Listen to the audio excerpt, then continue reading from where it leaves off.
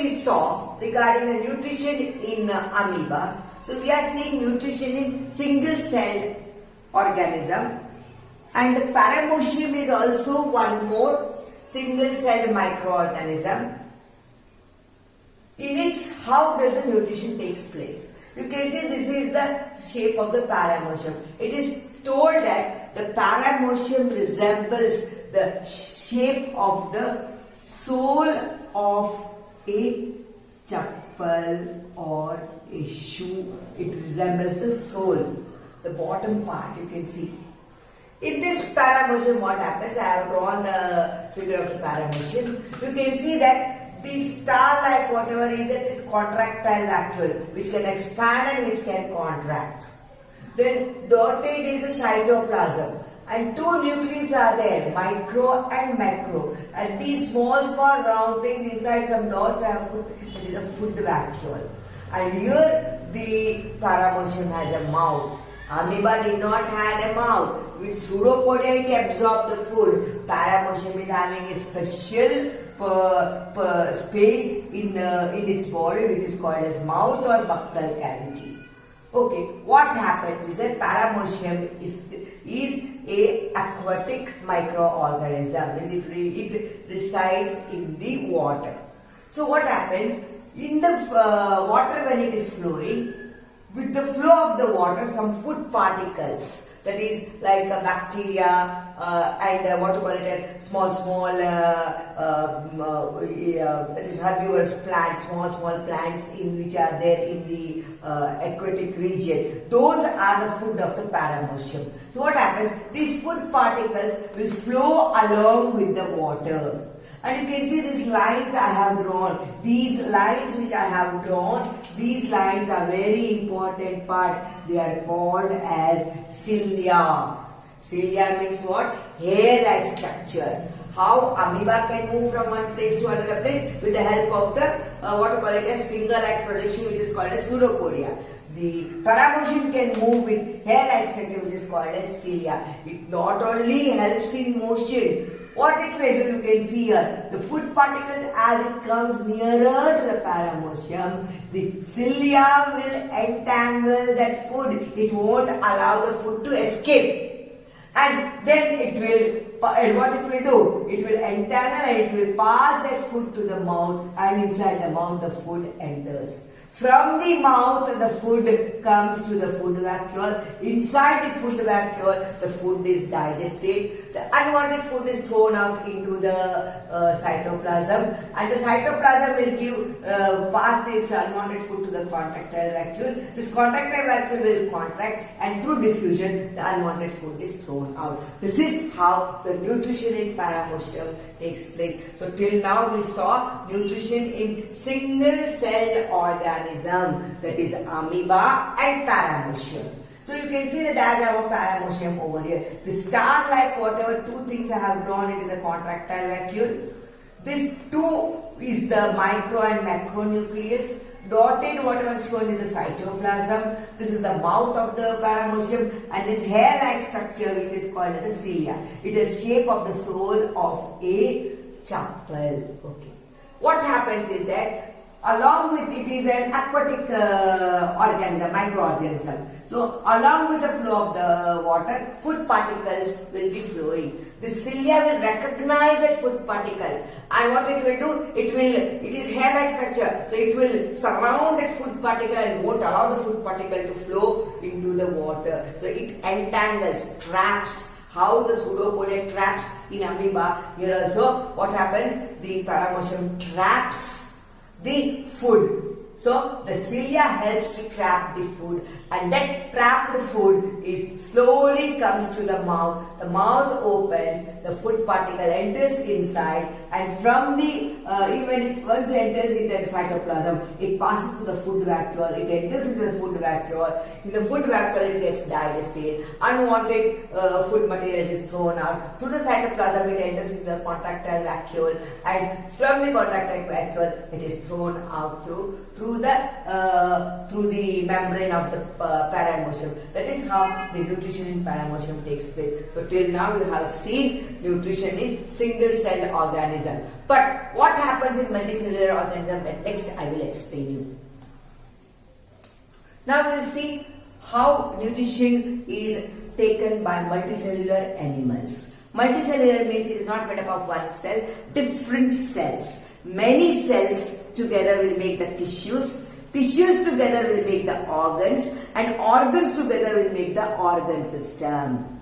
So, these are also heterotrophic nutrition. They cannot prepare their own food. So, multicellular animals are heterotrophs. Cannot prepare their own food, depend upon the food prepared by autotrophs. So, multicellular animals are heterotrophs. Which are the multicellular animals? Certain microbes are there. Then certain, human beings are there. And certain organisms or animals completely depending upon other organism for the food. So, they are called as heterotrophs. According to the mode of nutrition, how they take the nutrition, according to this, these heterotrophs are divided into three categories. One is saprophytes. Second one is parasites, and third one is Holozoic. So, heterotrophs, according to the type of food they take and how do they take, whether they take complex food directly or whether they break the complex food into simple food and take directly, according to that they are divided into three categories: saprophytes, parasites, and Holozoic. When I was explaining in previous classes, I told you in Holozoic, saprophytes, you can give the example as fungi, mold, okay, and one more example I will give you: bread. When you bring bread in your house, you keep it outside for 3 to 4 days. After the 4th day, when you see on the upper layer of the bread a black color, okay, some development is there, which is mold or fungi. They feed on the bread, that is, they are saprophytes. Means what? Their food is dead, decay matter is the food of the saprophytes. They feed on it. What they do, you know, they won't take the complex food directly. This fungi and mold, when on the bread, when they start growing, bread is a complex form of food. So what they will do? Complex food. From their body, they release enzymes. These enzymes acts on the complex food and converts it into simple food, which is then absorbed by the cells of the fungi and mold, and that is how the saprophytes are called as heterotrophs, and that is how the nutrition takes place in saprophytes. So saprophytes' food is what? Dead and decay matter. So when the bread becomes stale, so it is dead. So that on that stale bread, it is decay matter it is. So on that stale bread, what happens? The fungi and mold starts growing. What they do is that they cannot, the bread is a complex form of food. They cannot take that bread directly. So what these fungi and mold, when they attach themselves on the layer, on the upper layer of the bread, they release an enzyme. These enzymes are what they are? They are having certain chemicals which will react with the complex form of the food and convert it into simple. After that, that simple form of the food will be taken by the cells, and that is how the fungi and mold feed themselves. That is, the nutrition takes place, and they are called as saprophytes. Next heterotroph groups are the parasites. What are these para? Para is very important word. Para means on or in. That means these, whatever the parasites are there, the living things are there, they will be found on the body of the other animals or inside the body of the other animals. So they are called as parasites. They completely depend upon that particular animal. Example I will give you. Example, lice. That is, in Kannada we tell it as hair. In our body, in the head part, we have the hairs. Inside that hair, the lice is what we call it as a common parasite found. It is on the head, not inside the head. On the head, in between the hairs, you will find this lice. You know what is their food? Their food is the blood of the human being. So they suck the blood of the human being from the skull part, and that is the food of the parasites. So they are found on the head of a human being. So the parasites which are found on the head or over the body, it is called as ectoparasites. So these lice are called as ectoparasites. Even you will find on the buffaloes, lice are there. And have you seen that crows will be sitting on the back of the buffaloes and eating that lice?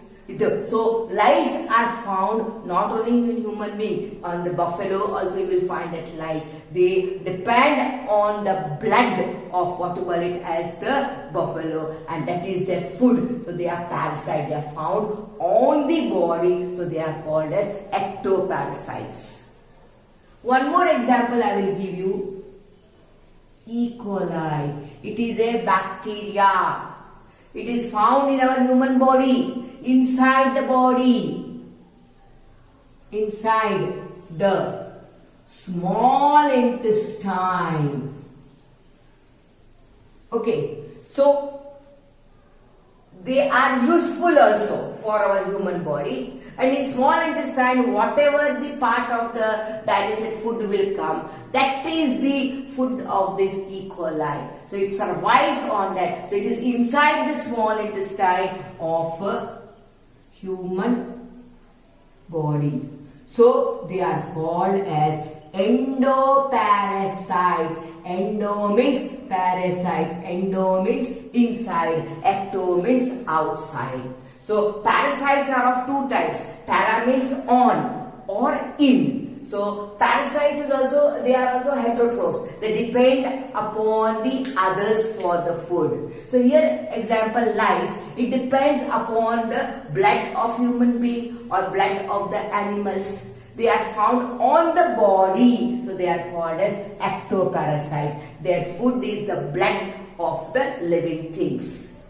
E. coli, it is one more what we call as parasite, but it is found inside the stomach. And they are found inside the stomach or inside the small intestine of the human beings, and what they are called as endoparasites. Why? Because they are inside the body. And one more, tapeworm. It is also a parasite because it is also found inside the body of the human being. So these are the parasites which are found on or in the body of the living things. The third type in heterotrophs is Holozoic. I erase this to explain you what is meant by Holozoic.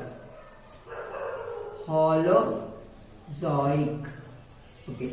Holozoic are those animals or those living beings which take in complex food and convert into simple form following 5 steps in sequence. Such animals or such living things are called as Holozoic. So what are the Holozoic? Holozoic are those living beings which directly take the complex food and convert into simple form following 5 steps in sequence. What are those 5 steps? That 5 steps are ingestion, then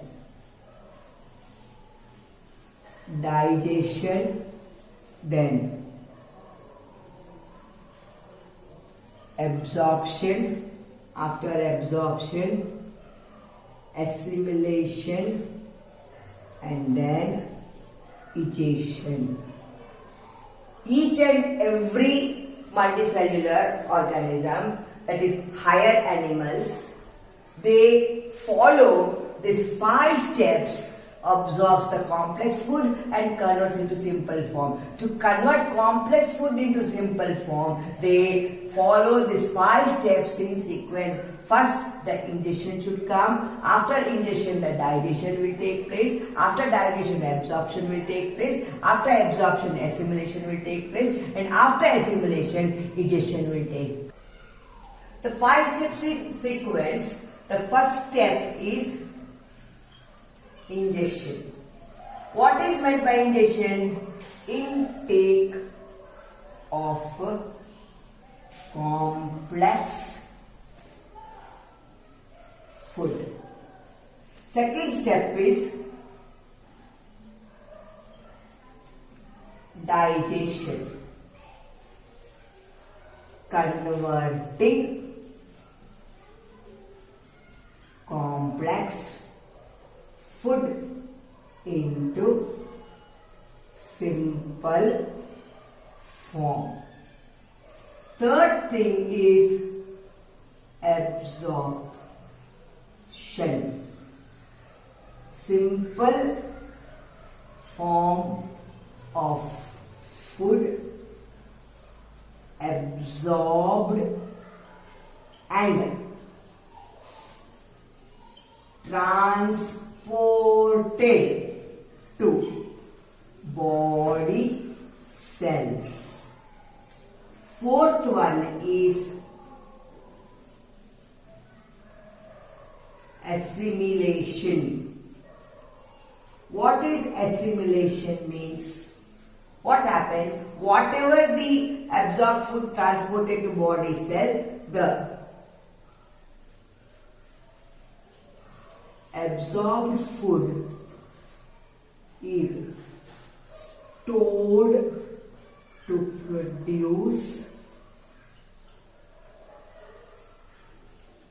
energy. And the last step is egestion.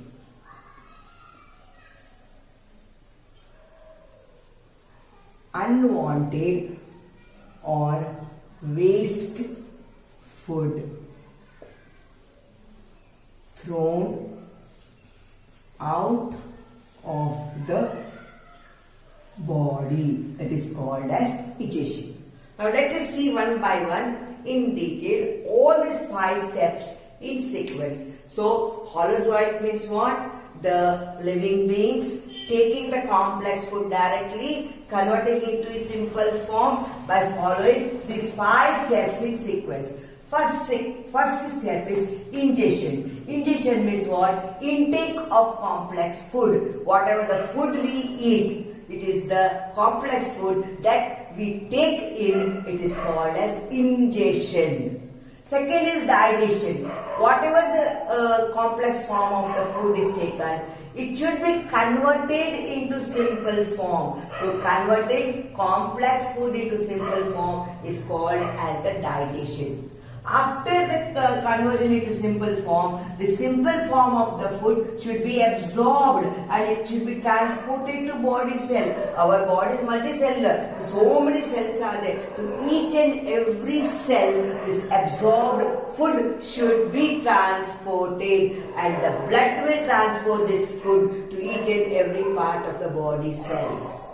Then assimilation. In that body cell, after the blood transports the food, in that each cell, that food, absorbed food is stored. And whenever the energy is needed by the body, so it will produce the energy and gives to the body. So these 5 steps, that is 4-step assimilation. Then what happens? You know that whatever the food we eat, the whole food is not digested. Some part of the food which is unwanted and which is waste, which is not required, at the end it will be thrown out of the body. Why it will be thrown? Because it is inside the body. It creates toxicity. Toxic substances are, it gets converted into toxic substance and it may create problem to the body. So it should be thrown out, eject. Eject means what? To throw out. So ejection takes place. Unwanted or waste food will be thrown out of the body. That is called as ejection. So these are the 5 steps in Holozoic. 5 steps in sequence we saw. To take that 5-step sequence in our body, we require a special system, and that special system is called as digestive system. So we will see digestive system. That is, in human beings are heterotrophs. So how does in human being the nutrition takes place? It takes place, the nutrition takes place by a special organ system which is called as digestive system. What is a digestive system? So how is the digestive system in our human being? So the first organ of the digestive system is mouth, which is also called as buccal cavity. The second part of the digestive system, that is mouth, is connected to esophagus, which is also called as food pipe. This esophagus opens into a sac-like or a what you call it as gland-like structure which is called as stomach. The stomach is connected to small intestine. The small intestine is connected to large intestine, and the large intestine is finally connected to anus. So these are the important what you call it as organs involved in digestive system. Mouth, which is called as the buccal cavity, esophagus, which is called as the food pipe, stomach, small intestine, large intestine, and anus. All this together is called as alimentary canal. So all this together, it is called as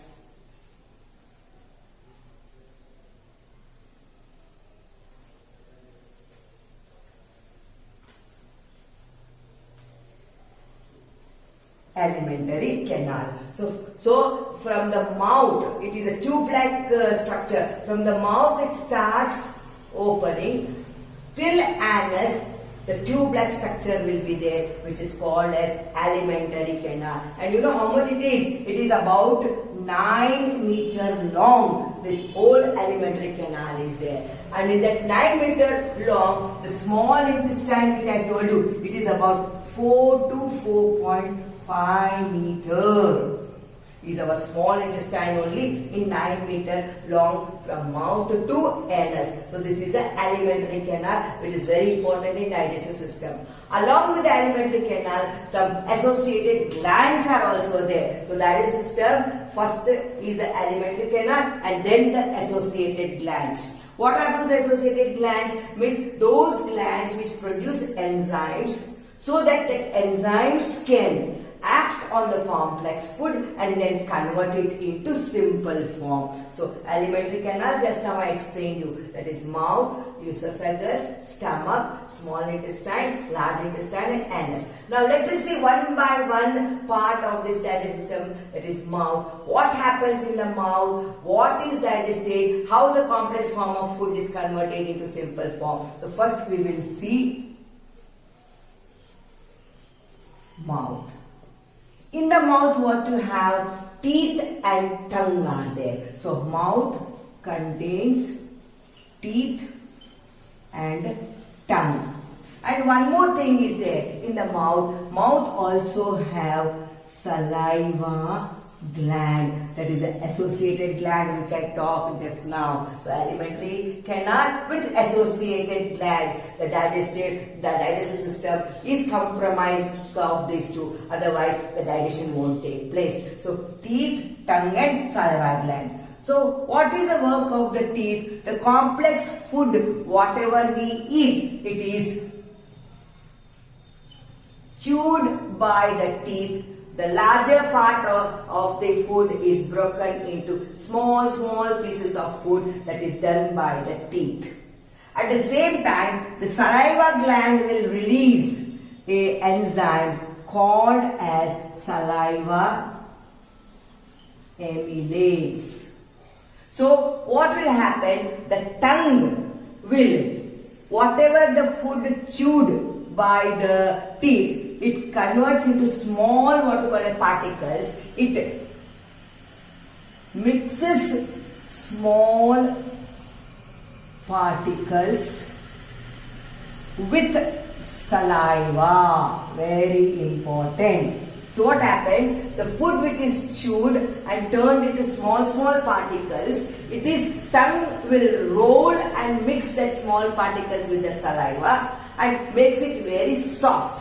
And in this saliva, that saliva amylase is there. So what the saliva amylase will do? The saliva amylase in the food, whatever the carbohydrates are present, that is a starch, it converts into simple form of sugar.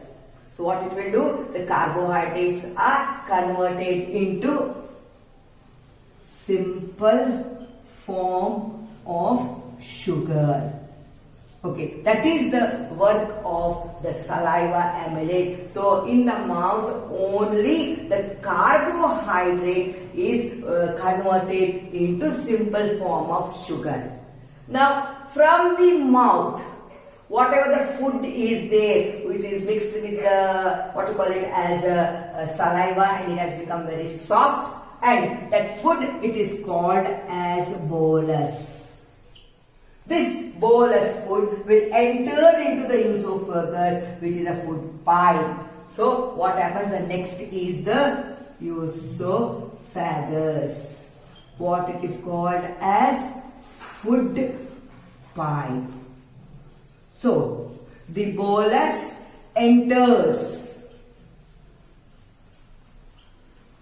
into food pipe. So what happens? It should reach to the stomach. It is not a hollow that you pour something and directly it will reach into stomach. So what happens? The esophagus has a very important property. It will expand and it will contract. Expand and it will contract. So due to expansion and contraction of food pipe, the food moves into inside the esophagus slowly and it moves towards the stomach. So came to know. So what happens in esophagus? The bolus which is formed in the mouth enters into the food pipe. Suddenly it won't enter into the stomach because food pipe has one special property, that is expansion and contraction. Due to that, what happens? Slowly the food will move. So suppose if this is the food pipe, the bolus is over here, it will contract, expand, so the food will come here. Again expand, contract. So slowly the food will move towards the stomach. Directly the food will not fall into the stomach. That is due to the expansion and contraction of food pipe. So esophagus is very important part in the digestive system. So once again now I will tell you what happened. So in the mouth, teeth chews the food and makes it into small particle and makes it soft. The tongue will mix these small particles with saliva And in food, whatever the carbohydrate is there, in the saliva there is an enzyme called as saliva amylase. It converts the carbohydrates into simple form of food, and that food in the mouth is converted into small soft food which is called as bolus. It comes into the esophagus which is called a food pipe. The food pipe will expand and contract. Due to this, the bolus or the soft part of the food slowly move downwards and enters into the stomach. As I explained, esophagus is connected to the stomach, so the food from the esophagus enters into the stomach.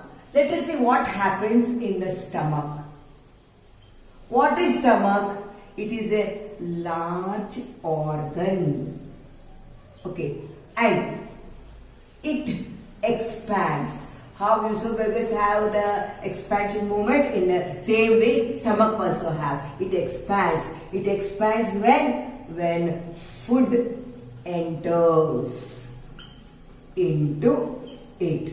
It expands. Along with this, stomach has gastric gland. This gastric gland produces gastric juice. And this gastric juice contains hydrochloric acid, pepsin and mucus. These three are present in the gastric juice. Hydrochloric acid, ma'am, it is acid. Though it is acidic in nature, it is very, very important. Why it is important? Let us see. The hydrochloric acid, whatever the food which is entered into the stomach, it reacts with the hydrochloric acid and makes the food acidic medium. Very important. Because unless and until the food does not become acidic medium, pepsin cannot react. Pepsin, it is an enzyme which cannot take action or which cannot react. That is why pepsin reacts with only acidic medium, what to call it as, whatever the substance is there. So the HCl mixes with the food which enters into the stomach and makes it acidic medium. And one more thing, it also kills harmful bacteria which might have entered with the food. It will kill that harmful bacteria also. So two properties are there of HCl. It makes the food into acidic medium and it kills the harmful bacteria. Pepsin is the enzyme. After the food becomes acidic in medium, whatever the protein is there in the food, the pepsin will react on the protein. That means the pepsin will react on the acidified protein and it converts into amino acid. Okay. Mucus is there. This mucus is present in the inner lining of the stomach. It is a protective because HCl is there. So the cells of the stomach, HCl may destroy that living cells. So if this is the what to call it as stomach membrane, then inside this there will be a thick mucous membrane. So the cells here, whatever is there, it will be protected by the HCl. So HCl cannot destroy that cells. So it is a mucus. It is a what it is? Protective layer, and it is where it is? It is the inner lining of stomach. So it protects the inner lining of the stomach from HCl. So HCl cannot destroy the cells. So these are the three important things which are present in the gastric juice. Gastric juice is secreted by gastric gland, HCl, pepsin and mucus. The food now enters into the small intestine. What happens in small intestine? Let us see.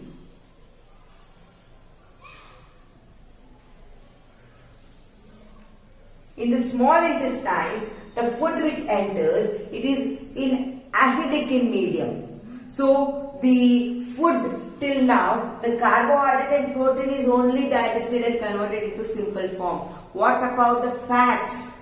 So the fats should be converted into simple form. But if the food is in acidic medium, the whatever the enzymes which are there in small intestine cannot react with the fat and cannot break into simple form. So what happens? Let us see. In small intestine there are two types of what to call it as juices are entering. One is the bile juice. What bile juice will do first? Let us see.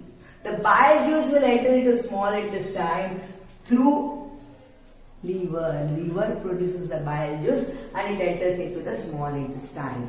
So what happens? The bile juice contains bile salts.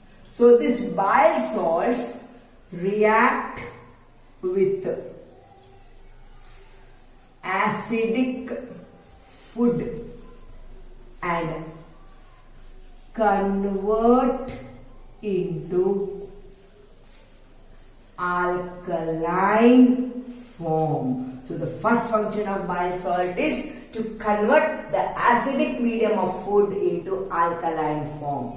Second, what it will do? It will break large molecules of fat into smaller molecules for easy digestion. So the bile salt has two functions. It converts acidic medium of food or acidic food into alkaline form, so that in alkaline form the fats can be easily converted into simple form. And second one, the fats which we eat, it will be larger molecules. Larger molecules cannot be easily digested, so it is converted into, so the bile salts break the large molecules of fat into smaller molecules. Then what happens? The pancreatic juice from the pancreas enters. It contains trypsin, amylase, and lipase. So now the food has come till small intestine. In the mouth, some part of the carbohydrate got converted into simple form. In the stomach, some part of the protein got converted to amino acid. Now whatever it is left out, so some part of the protein cannot be digested in the stomach, so all the remaining part of the protein will be digested in the small intestine by trypsin, and protein is converted into amino acid.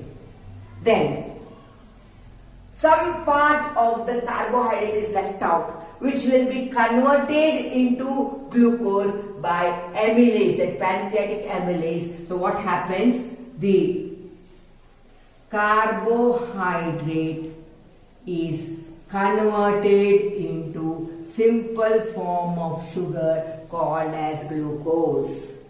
Lipase, the fat, is converted into simple form, that is fatty acid and glycerol. This is the simple form of the fat. That is what happens with the help of the pancreatic juice. So this reactions or these things happens in the small intestine. Further in the small intestine, now the food is completely converted into simple form of food.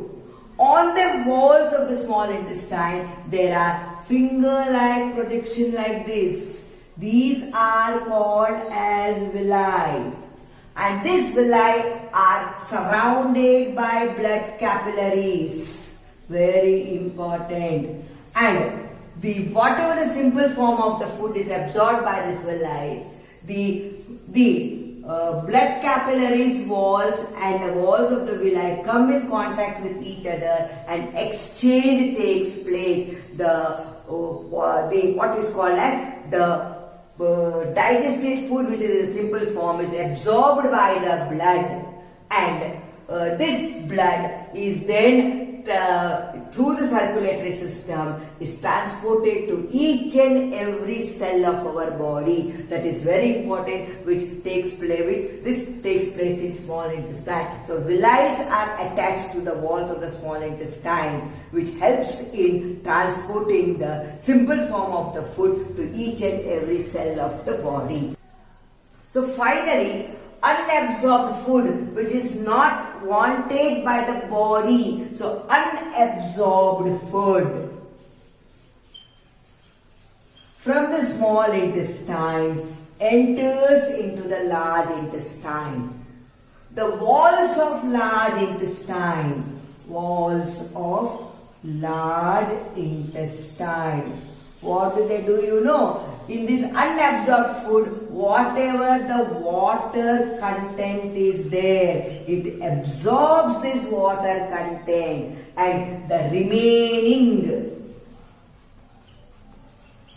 material is thrown out of body through anus, which is the last point of your digestive system. So from through the anus, the unwanted, which is not required by our body, is thrown out. This is what the digestive system in human being. So today I completed nutrition. The nutrition in human beings was the last topic in nutrition. Tomorrow I will start respiration. So goodbye children. Thank you children.